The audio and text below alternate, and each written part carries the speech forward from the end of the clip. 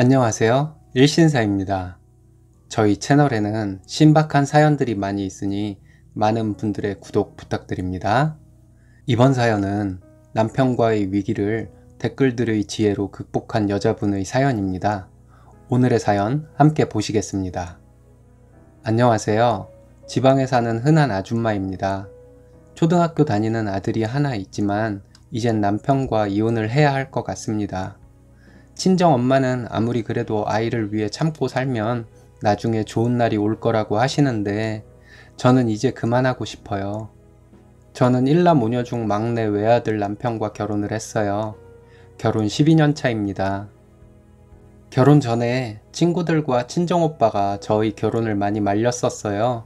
가장 꺼려하는 며느리 자리가 신우 많은 집의 외아들인 집이라고 하는데 뭐하러 지옥으로 가려 하느냐고요. 그래도 저는 사랑 하나를 믿고 결혼을 했습니다. 주변의 반대에 더 반발심이 생겼던 것도 있었고요. 남편은 참 착하고 자상한 사람이에요. 그래서 이 사람과 결혼하면 평생 속 썩는 일이 없을 것 같았죠. 하지만 결혼을 결심하게 된 계기가 지금의 헤어짐을 결심한 계기가 될 줄은 정말 몰랐네요. 거기에 또 남편과 결혼하면서 했던 결심이 이 남자와 결혼해서 보란듯이 행복하게 살아서 우리의 결혼을 반대했던 사람들이 할 말 없게 만들겠다 였었는데요. 이젠 결혼을 반대했던 사람들에게 제가 할 말이 없게 되었군요. 남편은 말 그대로 착한 사람입니다. 착해야 할 때와 착하지 않아야 할 때를 구별을 못하는 것이 문제예요. 결혼 전에 저와 데이트를 할 때 남편의 매형이 전화를 해서 자기 술 먹었다고 데리러 오라고 하면 저를 집에 보내고 매형에게 달려가 대리운전을 해주는 사람이었습니다. 나쁘게 보자면 나쁘게 볼 수 있는 부분인데 저는 그때 뭐에 꽂혀 있었는지 남편의 그런 모습을 착해서 그런 것이라 생각하고 더 좋게 봤었네요. 그런데 매형의 대리기사 노릇을 결혼하고 아이를 낳던 날도 했어요. 누굴 탓하겠어요. 사람에 대한 판단을 잘못한 제 탓이죠. 제 시누이들은 다들 고만고만하게 삽니다. 다들 맞벌이 하면서 넉넉하지도 모자르지도 않게 살지요. 저희 집도 마찬가지예요. 그런데 넷째 시누는 조카가 아기였을 때부터 많은 것을 요구했어요. 넷째 시누 조카가 토마스 기차 장난감을 좋아했는데 남편에게 한 달에 2번 정도는 그 기차 신상품을 사달라고 하더라고요. 남편은 누나의 요구사항에 철저히 응해줬어요. 다섯째 신우는 저희와 가까이 사는데요. 가끔 만나서 밥을 먹어요. 다섯째 신우의 아이들이 어렸을 때부터 고기를 많이 좋아했는데요. 삼겹살집이나 갈비집을 가서 밥을 먹으면 계산은 언제나 남편이 했지요. 이런 일들로 남편에게 얘기를 하면 자기가 아들 하나인데 아들 노릇을 해야지 어쩌겠냐 해요. 아들 노릇을 부모님께 해야지 왜 누나들에게 하나요?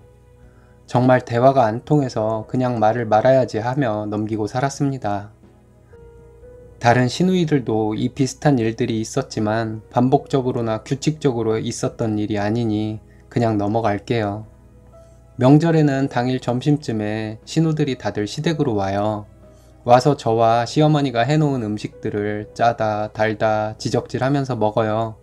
그 딸들이 반찬 투정에 아무 말 못하시는 시어머니도 이해가 안 가고 누나들에게 말 한마디 못하는 남편도 이해가 안 갔죠.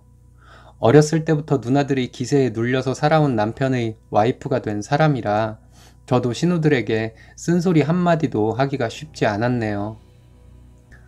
그리고 저는 시누들이 오기 전에 왜 제 친정에 못 갔을까요? 시어머니는 그러세요. 남편이 외아들이고 제가 외며느리인데 명절에 집안 손님들 맞아야지 친정으로 내빼려고 하냐고요. 집안 손님들이라 봐야 시누들이 전부인데 손님은 무슨 손님을 말하는 건지 참 답답했어요. 그 손님이라는 시누들은 손 하나 까딱 안 하고 제가 음식 다 준비하고 치우고 하는데 며느리가 하녀인가요? 이것 때문에 명절 전부터 남편에게 제가 화를 많이 냈었는데요. 화를 내면 가만히 듣고 있는 남편. 같이 싸우기라도 하면 싸우고 나서 앞으로 어떻게 하자며 인생의 방향을 수정할 수라도 있는데 그게 안 되니 항상 제가 일방적으로 화내고 같은 일이 계속 반복되니 이젠 정말 미칠 지경이에요. 남편은 겉으로는 화를 내거나 큰 소리를 치지 않으니 착한 사람 같지만 이제 와서 돌이켜보면 제가 아무리 화를 내도 바뀌지 않고 그대로인 걸 보면 정말 고집이 세고 자신의 생각을 절대 바꾸지 않는 독한 사람이라는 생각이 들어요. 배려심이 전혀 없는 것은 아닌데 그 배려심은 항상 신우들을 향해 있고 저와 우리 아들에게는 향하지 않으니 그것도 서운하고요. 시어머니의 처사도 제 마음을 힘들게 해요. 당신의 딸들은 명절에 다들 친정에 와 있을 시간에 며느리인 저는 왜 시댁에서 하녀 노릇을 해야 하나요? 조선시대도 아니고요. 조선시대에는 여자가 시집가면 남편 집안의 경제적 기반에 들어가서 사는 것이었지만 저희는 결혼도 반반했고 남편과 저 연봉도 크게 차이 나지 않는데요.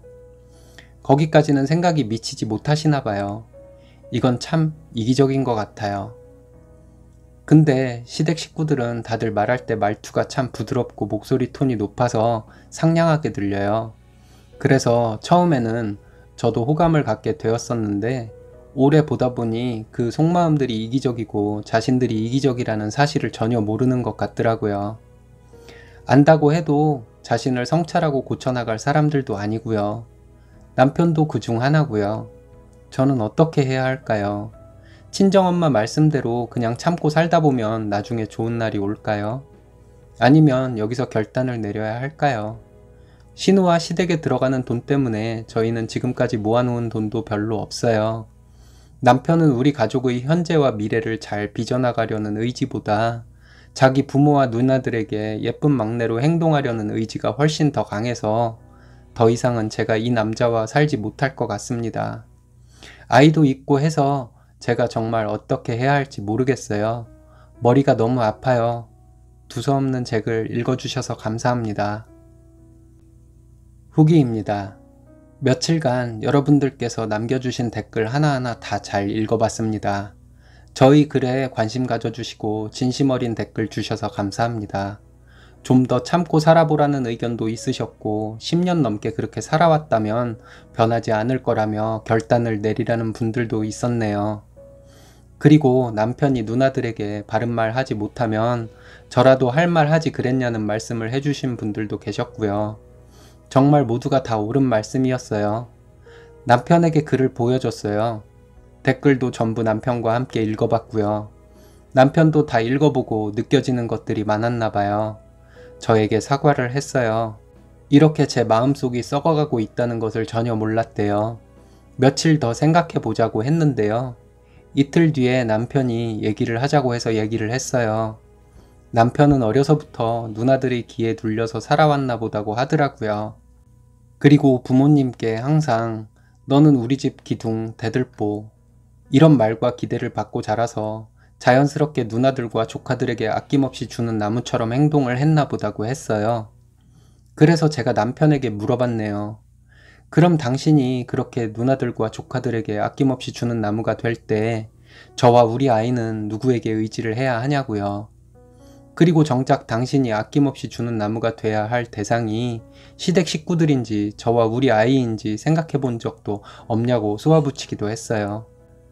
그리고 시어머니는 그렇게 당신을 대들보 기둥이라고 하셨으면서 그 대들보의 가족들에게는 그렇게 희생을 강요하실 수가 있는 거냐고도 물어봤고요. 대들보의 아내와 자식은 마찬가지로 집안의 대들보가 되는 것 아니냐고도 얘기하고요. 거기에다 또 시어머님이 당신을 진심으로 집안의 기둥이라고 생각했으면 기둥 밑이 이렇게 썩어서 패이도록 불공정한 말과 행동을 하시진 않았을 것이라고 얘기했습니다. 이 말을 듣고 또 남편은 한참을 생각하더라고요. 겉으로는 오케이 하고선 또 그 이후의 행동은 지금까지 해온 대로 하면 어쩌나 걱정했는데요. 다행히 남편은 제 말뜻을 깊이 이해하는 듯이 말하고 저에게 다시 한번 사과를 했어요. 그러면서 남편이 하는 말이 남편 친구 중에 자기와 비슷한 가정환경에서 자란 친구가 한 명 있는데 그 친구도 얼마 전 본가와 감정의 골이 깊어져서 인연을 끊었다는 얘기를 들었다네요. 그래서 남편도 친구처럼 자기 부모 형제와 감정의 골이 깊어지기 전에 누나와 부모님에게 호불호를 분명하게 표현을 해야겠다고 생각했었대요.